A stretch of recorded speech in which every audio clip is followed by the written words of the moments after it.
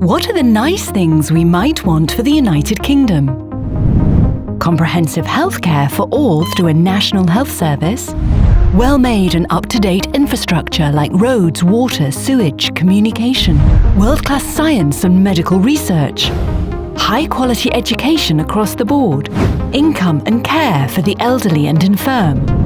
Can we afford these? Yes, we can.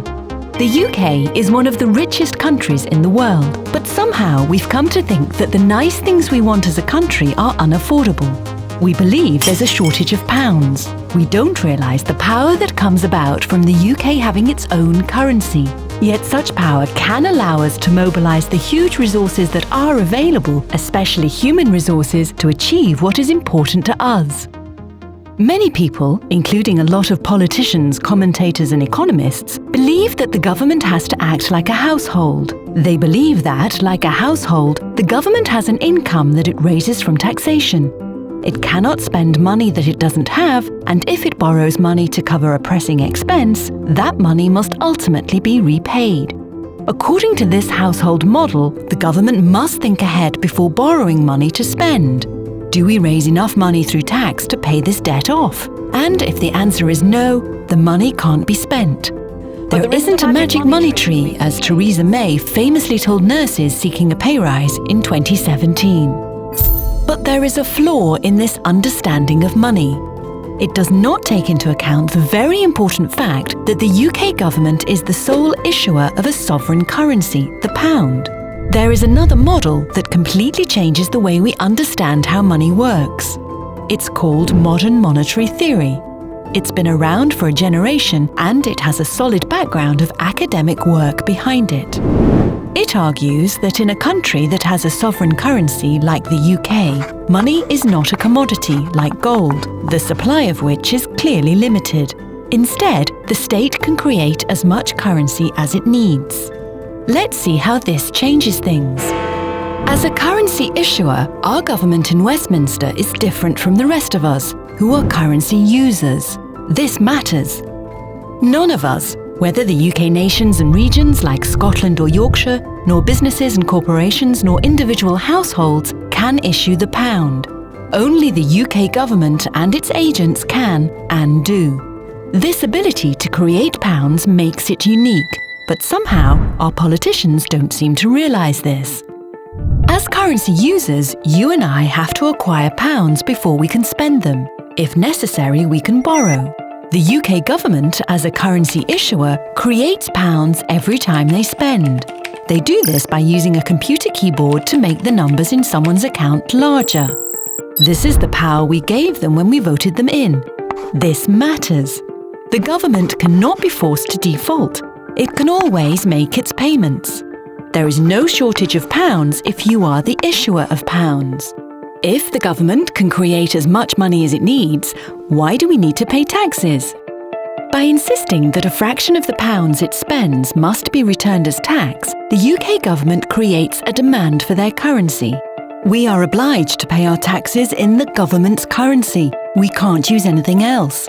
Not US dollars, Bitcoin or supermarket vouchers. Only pounds sterling. If we don't, the government has the legal right to punish us either through fines or even the loss of freedom.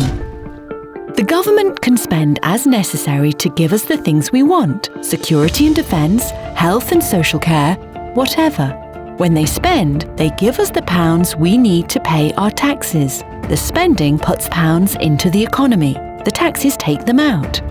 That spending is only limited by the resources available, particularly labour, not by the size of the tax take.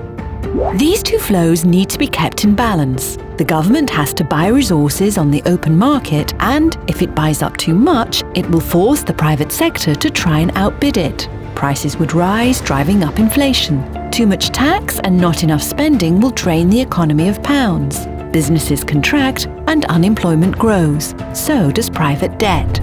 But doesn't the UK government have to borrow from the markets? Aren't its finances subject to the whims of the bond investors? No, they are not. Monetarily sovereign governments issue bonds for other reasons. These days, the UK government doesn't need to borrow because it can always create pounds, and bondholders know this. They know that the government can always pay. That's why government bonds are an important risk-free part of any investment strategy. What gets called government borrowing is not borrowing in the sense that you or I, currency users, experience it. Government bonds are really just saving accounts with a gilt-edged return.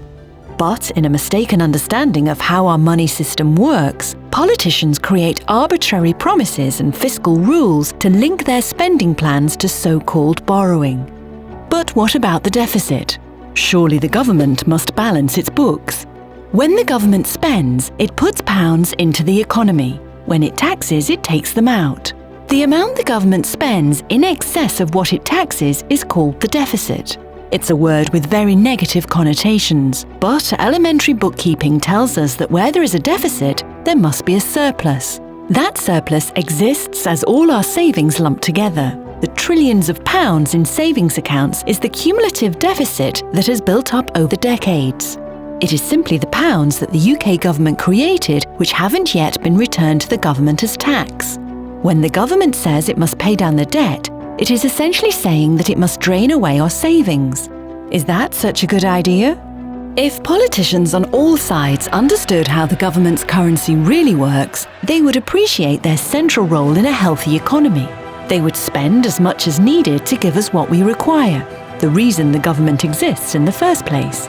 They would tax to achieve specific social outcomes and keep prices stable. A job guarantee scheme would ensure employment for anyone willing and able to work, itself a powerful stabilizer of the economy. When we understand the true nature of money, we can hold government to account and ensure it uses its power of currency sovereignty to fulfill the responsibility to serve the people of the country.